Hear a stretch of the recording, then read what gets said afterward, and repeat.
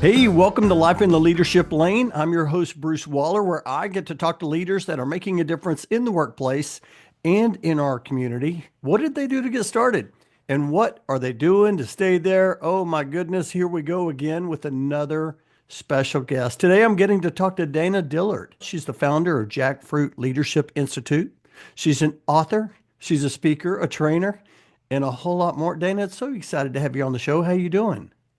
Hi, I'm doing great. Thank you for having me today. I'm really looking forward to the conversation.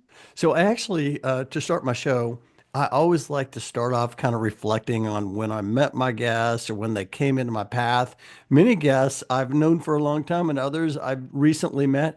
And for you, we recently got connected by a previous guest, Kenny Braxton, who was on episode 189. If you want to go check out Kenny. So anyway, I'm so glad he connected us. How do you know Kenny?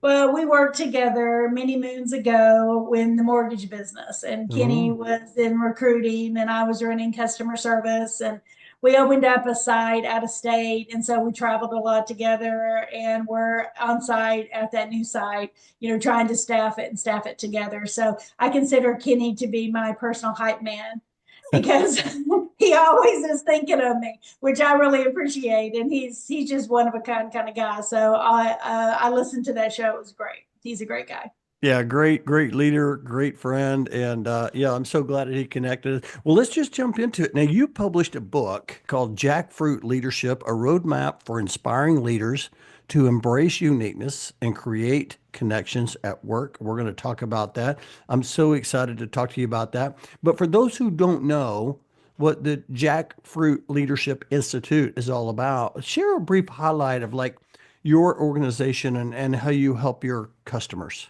Well, I have a long career in the corporate world, over Hmm. 30 something years. And during that time, I led small teams and big teams and started out as a call center rep and then worked my way up to the C suite in the mortgage servicing business. And I really loved my career. And when I thought about it as I transitioned away from a corporate life, I really had to spend a lot of time thinking, what do I really like to do?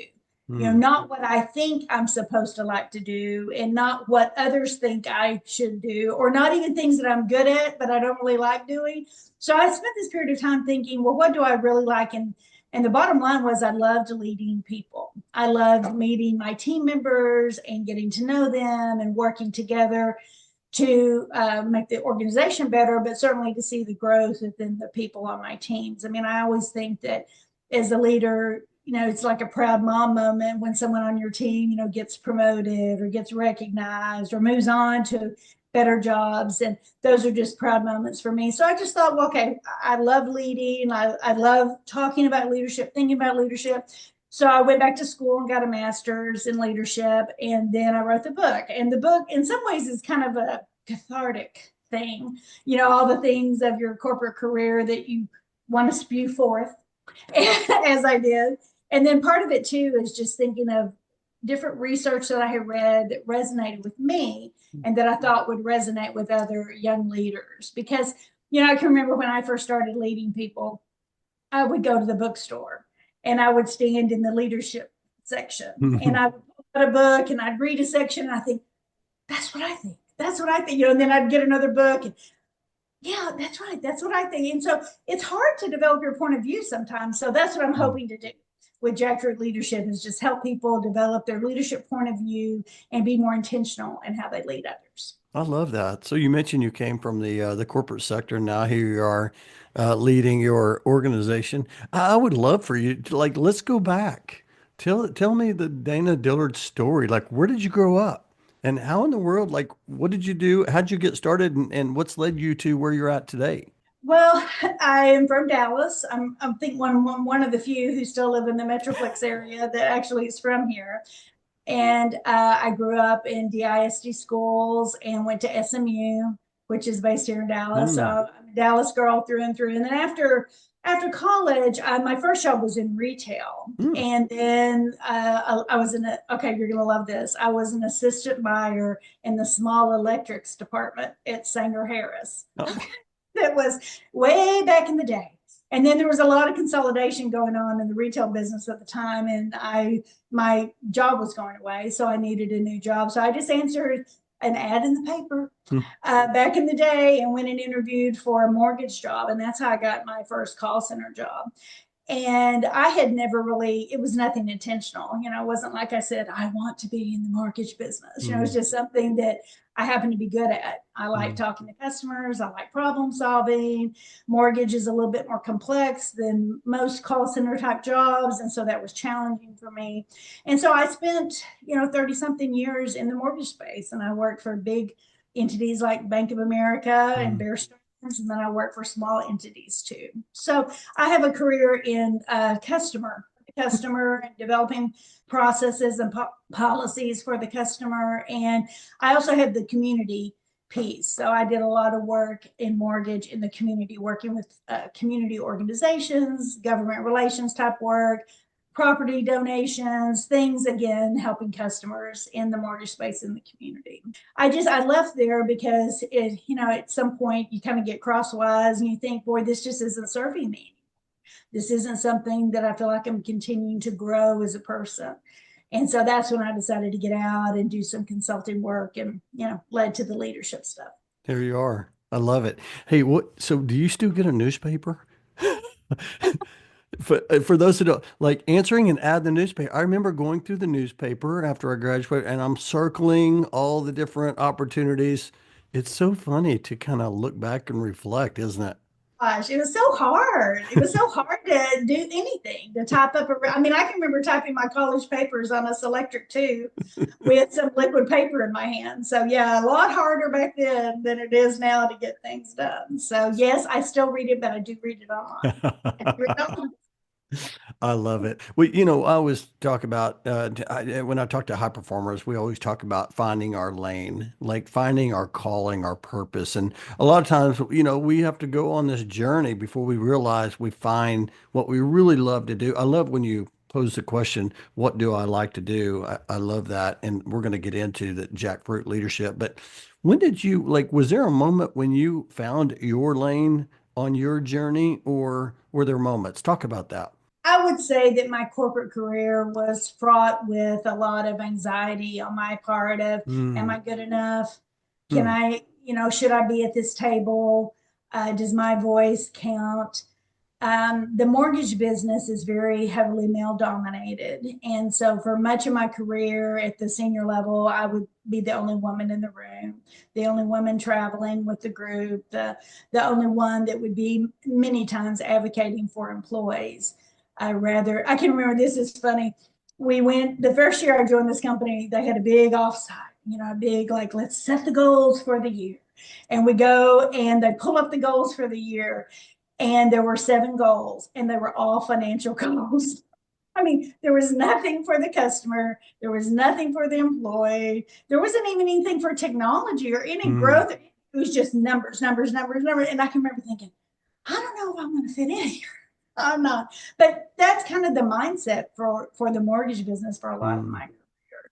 And so I would say that as I got into senior leadership, I just became more grounded in what I believed. mm, And I found a way that I could be myself and remain true to me and what I believe.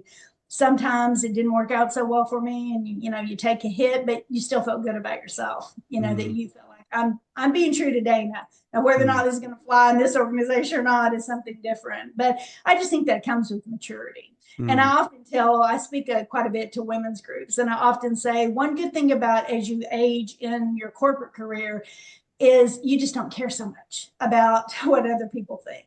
You mm, care more about being true to yourself. You care, you just don't care as much when you're in your 20s and your 30s and you're trying to get a foothold. So mm, that's helped me too. Maturing, seeing myself in different situations, seeing how successful I could be, and just mm, knowing that even if it doesn't work out and I lock horns with somebody, I at least was true to myself. mm. I love all that. This is so good. By the way, if you're not taking notes, you need to get out your pen, get out your journal right now. I've already got a full page of notes here. And I wrote down a couple of things. Am I good enough? Anxiety. I think people, still like that's common. A lot of people, it's something we talk about, but we don't talk about it. And I'm curious. I want to talk about your book, Jackfruit Leadership, and some of the things you're doing. But how did you get through that? And I'm curious when people talk about anxiety, or even more that do I belong? I don't know. How'd you get through that? Well, I think the experience certainly helps. And I'll give a couple examples. Like this one company I was at, was very budget intensive. And if you went 10% over your budget in headcount or expenses, you got called on the carpet. And I Mm, had a big call center with like 90 different employees, most of them part time. Some would call in sick, so even if you were 10% under, you still got in trouble. So I can just remember thinking, this is so much. And I would practice my, justifications for why I was over, under, whatever. And I can remember all year just being so stressed out about that. And at the end of the year, the budget guy just happened to pop by one day and he said, you're the only one that comes in within budget. You're the only one who prepares you're the only one. Everybody else just says, hey, I'm doing the best I can do, and that's it. mm. We're thinking, are you kidding me? I was so serious about it.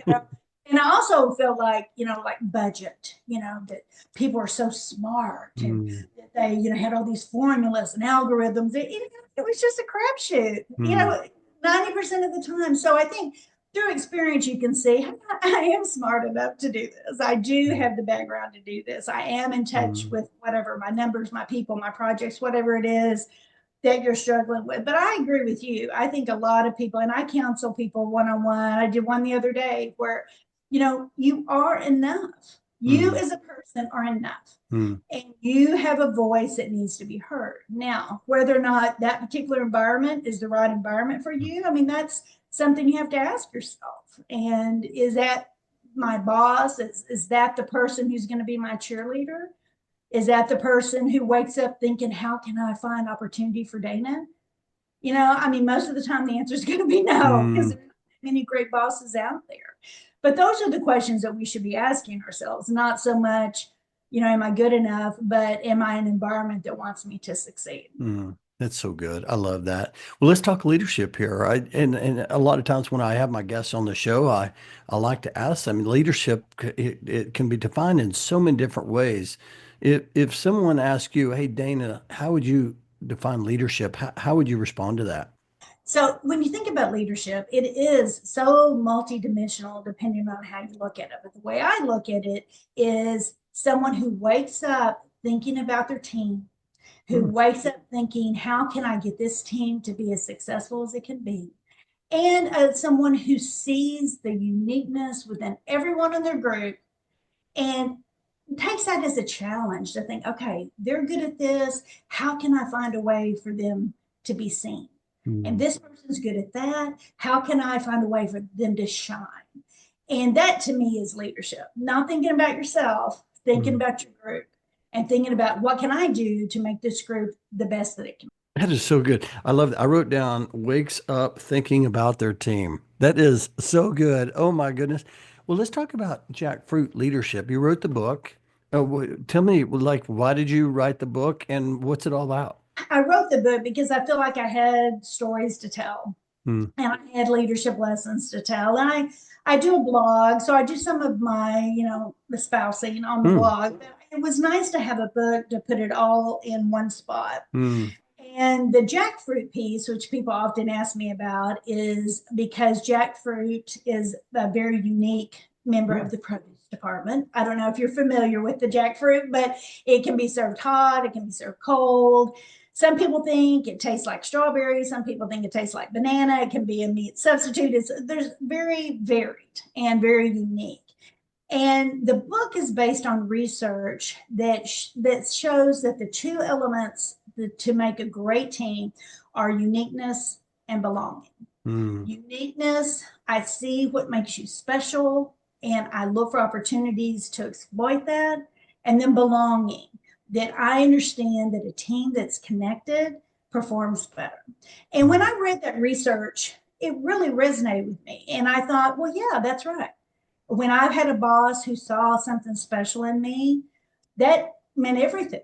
at the office, where oftentimes, mortgage, come on, it's very boring. And so many times a very boring work, but made it feel special because someone saw something special in me. Mm. And then also the belonging piece. You just think about that. Think about your coworkers where you feel connected, where you can just say what you think and you don't have to prepare and you Mm. don't have to worry. I don't say this. If they say this, I'll say this. If they say this, I mean, forget all that. But someone you're connected to where you can say, I'm trying to figure something out. Can you help me? And that makes all the difference. And so that's what the book is based on, is taking everyday situations that managers face and looking at it through that lens of uniqueness and belonging. So it's so good. I was actually thinking about as you were sharing that, great coaches. When you see, I'm a big sports guy and I love studying leadership around sports. And great coaches talk about developing their team and to believe in each other and that you're playing for each other, like the movie Miracle, you're playing for the name in your jersey, you're playing for each other. And that's what you're talking about. I wrote down teams connected perform better. And I love all that. Whenever you go into an organization, what do you typically, what are the challenges companies are typically having whenever they reach out and say, hey, Dana, I want you to come in and talk to our group? What are some of the challenges they're typically facing? Well, a lot of it has to do with just employees that are not engaged. Mm, Where you have staff meetings where nobody participates, where you hmm. have projects and nobody volunteers for them, where the boss really doesn't have a true connection with the members of the team. And so it's Mm, a lot of resistance. So that piece, that belonging piece, that team connected piece. And I don't know, are you familiar with, how Google ran their psychological safety analysis, their Project Aristotle? yeah. They're really the founding fathers of psychological safety. But I found that so true. So their findings were it doesn't matter how smart the team is, it doesn't matter if it's an old team or a young team or how many generations, it doesn't matter if it's a small team or a big team. The number one thing is psychological safety, that Mm, I can say what I want to say and I don't suffer repercussions because of it, or the relationship doesn't suffer when I say what I want to say. And I mean, if you think about how many teams you've been on, how many teams I've been on, that's rare. Because a lot of times you're curbing what you want to say because you don't want to make this one mad or that one look bad, or the boss doesn't like to hear bad news. It's a good news top boss, so you don't want to bring anything negative up. So that piece, and there's a chapter in the book on psychological safety where I talk about this, that really resonates with me. And think about a group where if something's going on, people can just talk about it, versus I was in a group where I couldn't believe it. The first few staff meetings, I mean, just no one brought any information. mm, And I thought, well, what's going on in your world? Or how are the calls going? Or how are the letters? Or what's the default rate? Or how are we going on short sales? I mean, nobody said anything. And it was because they didn't want to be criticized. mm, And anytime somebody brought something up, other people jumped on them. It wasn't a helpful thing. It was, well, why'd you let it get like that? Well, who's in charge of that? Well, that person needs to be let, it was that kind of attitude, hostile. And I mm, thought, well, yeah, nobody's going to bring anything up in here. I mean, because everyone wants to, shoot below the belt instead of being helpful. And if you've ever been on a team that's really connected, that really mm, just help and problem solve together, you really see that difference. But that's mm. what companies are struggling Yeah. with. I speak to a lot of women's groups too, and those tend to be more in the dealing with conflict, Mm, managing up, work-life balance, mm, feeling like that I have these desires for my career, but I feel like my family is suffering. And I've raised two kids while having this crazy career. And so I feel like I can lend something to that conversation too. So for yeah. women, it can be more about that. But Yeah. all in, it's how can we have higher performing teams through connected. I was thinking about it as you were sharing, and I shared a few questions with you before the show, but as you were sharing that, I thought about another question, and I was thinking about like, okay, for those who are listening, right, this is a big business community out there listening to the show, and a lot of people in the HR space as well, in mobility, but I was thinking about what about for those who report to a boss that is not connecting with them, and maybe they think he doesn't really want to connect, but they want to connect with him. I don't know, any tips around that? And maybe there's some stuff in the book that you share, but any tips for those wanting to connect with someone that maybe doesn't really want to connect? They're just interested in hitting the numbers and hitting the goals and driving the company forward. Any thoughts around that? Sometimes it works out and sometimes it doesn't. I mean, Okay. my advice would be to sit back and look at who does the boss connect with. Mm, Who does the boss spend time with? Who does the boss listen to? And first of all, you need to have a relationship with that person too. Because your boss may not listen to you, but if there's this other influencer, does that person know enough about what you do mm, to sing your praises? To say something, to have an opinion one way or the other. They may just not even know how you spend your time. So think mm, about that. The other piece is, how does the boss like to connect? Now, some people, it could be they like to meet for breakfast, or they like to get a one pager on Fridays that tell them what happened that week, or it's more of a 15-minute stand up because they don't like to do one-on-ones. There's somebody in the organization that does connect with that mm, boss or has worked for them before. And I would look at those behaviors and see if that's something you can get on board with. Now, I've had a boss where I knew how he connected, and I'm like, I'm not doing that. So I will just say, you have to be real with yourself. It's like, I'm not going to do that. That is craziness. And I just think, again, you have to say, is this a place for me? Is that boss, even if I could get them to connect with me, are they mm. going to be a cheerleader? Are they going to be Yeah. worried about my performance and my career? Look out. I mean, I say, you're only as successful as your boss Mm, wants you to be. And are they dimming your light, or are mm, they finding a way to shine your light? And every person, and hear me clearly, people, every person deserves to have a boss that thinks you're the best thing out there.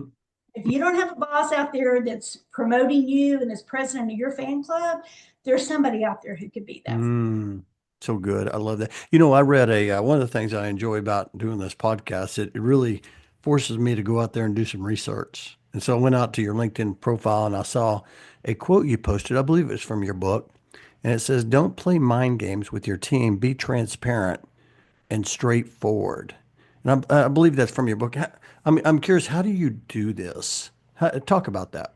Yeah, I wrote that in, I guess, my blog post the other day talking about it. Well, part of it is, man, I think there are a lot of managers who love to play those silly little mind games. Hmm. Like call a 4:30 meeting, but not tell you what it's about. Call you and say, well, no, never mind. I'll call someone else so that Hmm. you're anxious and wonder what it was.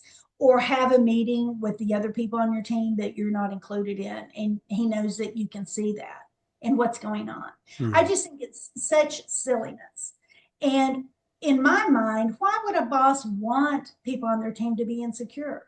Why would they want them spending mental time, mental energy, worried that they're on the outs? Hmm. And I just think that the most basic fundamental need is to belong, to feel Hmm. connected, to feel like you're part of the inner sanctum. So the best way to do it is to do the little things, right? Hmm. To reach out to the people on your team and have a conversation about what's going on without an agenda. It doesn't have to always have Hmm.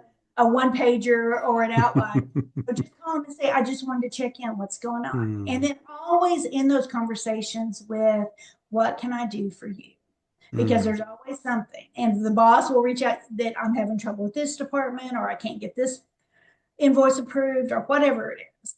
But always say, how can I help? How can I troubleshoot for you? How can I help make your job easier? That's what a boss should be doing. I Hmm. think the other piece is doing what you say you're going to do. If you tell them, I'll take care of it, take care of it, write it down, take care of it. That builds trust, that builds connection. They know Hmm. they can count on you. Everyone wants to feel like that they're part of that inner sanctum. And the way they do that is through connectedness Hmm. and spending time with them. So I think by doing the little things, doing what you say you're going to do, and not playing mind games, and not like I can remember I got this email one morning, 4:30 meeting, no subject matter. I replied back, I'd like to be prepared for the 4:30. What is our topic? And it said, changing your title. See you then. And I was Hmm. like, whoop, no, sir. So I picked up the phone immediately, called him. I'm like, okay, first of all, you don't say stuff like that in email. Okay, you're just trying to stress me out all day about whatever this is. What is going on? Mm, Turned out to be a big thing. But it's like, why would you do that? Why would you mm, say, and that's the other thing, bosses, I think, don't put negative stuff in email. Okay, because what happens? People just read it over and over and over and get all worked up and read into it probably something that wasn't intended if the boss was in a hurry or the boss was running late or didn't even just realize how it came across. I mean, if you have something corrective to say, just say, hey, stop by when you have a minute. There's a project I want to talk to you about. And if you mm, do that enough, they'll de-stress about it, right? Because mm, you genuinely want them to succeed. They don't have to worry that every time you call a meeting, you're trying to get them or mm. I come love down that. a pin or two, right? I mean, but why do managers even want their people to feel that way? I mean, it's just so backward to how I think high performing teams really think. Mm. That's so good. I love that. I started thinking about, when I get these notes or you see even people post on social media, hey, big announcements coming soon. We just about what? Or somebody just says, hey, can I grab 15 minutes with you? I'm like, yeah, sure. The perfect situation of this, I hate to get into my Luka Doncic drama here, but Luka Doncic, as we're recording this, was just let go and traded to the LA Lakers. And the fact that he would read about here's your superstar. He reads about it in social media before his boss calls him. And Wow. then the boss tries to call him afterwards. And of course, guess what? Luka didn't want to pick up the phone to talk to him. No kidding. In my mind, he should have driven over to that house, sat across the table from him, and said, here's what's going down. I don't want you. But, no, Mm, even your superstar is not mm. treated with the most basic courtesy. So I just challenge leaders, come on, be better. It's hard to have those conversations, but that's your job. We could have a whole show talking about the Luka Doncic trade. And of course, our Yeah. friend Kenny Braxton, he's excited about it because of course he's a Lakers fan. Hey, well, let me ask you this. What does success look like though? I mean, you're in there, you're helping organizations, you're helping leaders develop. A lot of times it's a dotted line, but how do you know, or how do organizations know once you come in and you help them, what success looks like? Any thoughts around that? Well, I think part of it is how people are feeling as they leave the encounter. Do they feel Mm, empowered? Do they feel uplifted? Do they feel like they have an action plan? Well, yeah. within the Jackfruit Leadership book, there's 20 action plans to be better at everything from managing high performers to leading parents to having better meetings to Mm, piquing your curiosity as a leader and staying challenged. And I hope that people will leave the meetings feeling like, I can tackle this in a different way, or I can engage my team in a different way, or there's someone on my team I've been disconnected with, but now I feel like I have tools mm, that I can get in there and try to reconnect. mm. So sometimes I do surveys and I get the comments and you see the numbers and such, but it's more of a feel. And I tell you, I would say 9 out of 10 times after I talk with a group, I start getting messages from them in LinkedIn. Members that were in the audience of things Mm, that I talked about, or things that they're worried about, or things that they wish that I would tell their leaders. I've had it too, like, hmm. you have an inside voice. Here's what's really going on. And that's helpful to me as well. So I hope they feel empowered. Yeah. I hope they feel like, okay, I've got tools in my tool belt. Let's go. Yeah, it reminds me of the quote by Zig Ziglar. He said, motivation doesn't last. And he answered, but neither does bathing. That's why I recommend it daily. And so I'm thinking when you go into organization, they're going to start seeing change, but they got to keep that going. It's not a one and done type thing, is it?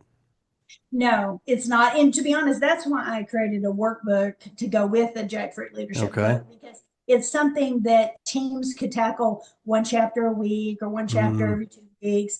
And it walks you through questions to ask yourself as a leader and things to probe yourself to say, okay, I want to be better at running meetings. mm, What are things I can do today to make them more interesting, more engaged, and yeah. walk you through that process? So as a team, it's perfect because you and I both know people have lots of ideas. We all have lots of ideas, but getting Yeah. them into action is where the trouble is, and the workbook can kind of walk you through that. So before we move on to the last part of the show, I do want to ask you, for all the listeners that are listening today, if there's something you could share about Jackfruit Leadership Institute, the book, let something they should know. Maybe we didn't talk about it today, but you want to make sure that they know about this. What would that something you would share might help them in their leadership? As far as the book itself, it's an easy read. You don't have to read the chapters in order. You can be struggling with one issue and go to that chapter. I have a lot of people who keep it on their desk, and then when they face kind of a conflict, they flip to see if I Hmm. have a chapter on that, just to get ideas, to be kind of re-energized, and again to have better tools to approach it. The other thing about the book is I think that people will relate to it. I spend a lot of time sharing stories from my own Hmm. career. And I think it's very relatable. It's funny, people that I've worked with before, are like, I saw on page 30, I know who you're talking about, kind of thing. So you can see that it's very heartfelt and it's really a love letter to my career Hmm. and what I learned from even the bad situations, even the bad situations that didn't go my way, and there were plenty of them. How can I learn from this Hmm. and go on, still feel good about myself? So I would just say for leaders out there, it's the hardest job there is, Hmm. because as many times you're catching flack from above, the people below you are very needy. Many times you don't get the tools, you don't get any training, you don't get any tools or to help you develop your point of view. So that's why it's so important to me. It's like, develop your point of view. What do you believe in? What makes you feel like that's what a leader is to me?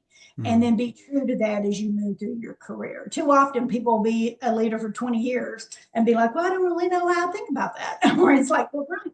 So as new leaders are starting out, it's a perfect place to start to think, how do I feel about these issues? And what is my point of view? And how can I translate that to a high Hmm. performing team?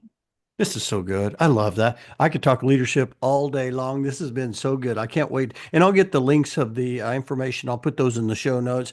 I'm going to shift over to it's time to accelerate. I want to ask you a few fun questions here. First, I want to ask you, I mean, you wrote a book, you love developing people, but what about yourself? Do you continue to find ways to develop yourself? I'm curious if you read books or listen to podcasts. What do you do?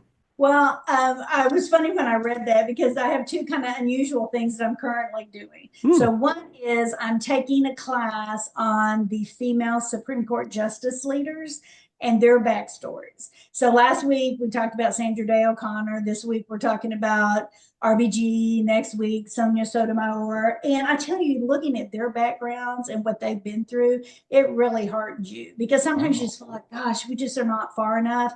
Man, when you read some of that stuff, you think, okay, like Sandra Day O'Connor, she was at top of her law class, graduated first, couldn't get a job anywhere, had to beg for a job, and she worked for free Hmm. just to get experience. And she was number one in her law class at Stanford. So Wow. you think about that, and you think, and RBG tells, say, I've seen all that too. She tells similar stories where she just couldn't get, no one would hire her. So anyway, I'm doing that, and that heartens me to see the barriers that have already been broken down, and how can I help? How can I help? And then the other thing I did, which is a little bit unorthodox, is I rewatched the television show Madam Secretary. Okay, which is all about this woman who's a college professor becoming the Secretary of State. And I'm telling you, in every episode, there is some nugget that you can pull from it when Hmm. it how she deals with conflict, how she balances her family, how she stands up for herself, how she's, may cry about it afterwards, but she remains firm with world leaders or her peer group. So, as a female leader, I found it very, very encouraging. I watched it when it came out years ago, but rewatching it now with my leadership perspective, I really have a lot of those writers are great. Let me just say that. And the way she handles herself was very inspiring. That is so good. I love that. I think I saw that post on Sandra O'Connor on a LinkedIn post. That is fascinating. Oh my It, goodness. Yeah, I it mean is. you don't really think about, the tough times people have come before us and how they've paved the way. And a lot of times we just think, hey, it's just me or it's just us or our situation. And you look back and people have just, battled through challenges for a long time. And I love that, how you're showing people the way. What do they say? Leaders know the way, they go the way, and they show the way. And that's what you're doing. You're showing the way. Hey, let me ask you this. What are you looking forward to in the new year? Well, I'm working on my second book, which is Oh a little boy. than the first one. Yeah, I'm just double checking to make sure I haven't told that story before or that I'm being additive to the first book. So the second book is Jackfruit Leadership and the Sisterhood. So Mm. this is a book for women and women's issues and things that Oh. I've learned along the way. So I'm working on that. I have one online class. I have the New Manager Boot Camp. People can go to my website, danadillard.com, and take an online class for new leaders. But I want to add some for women.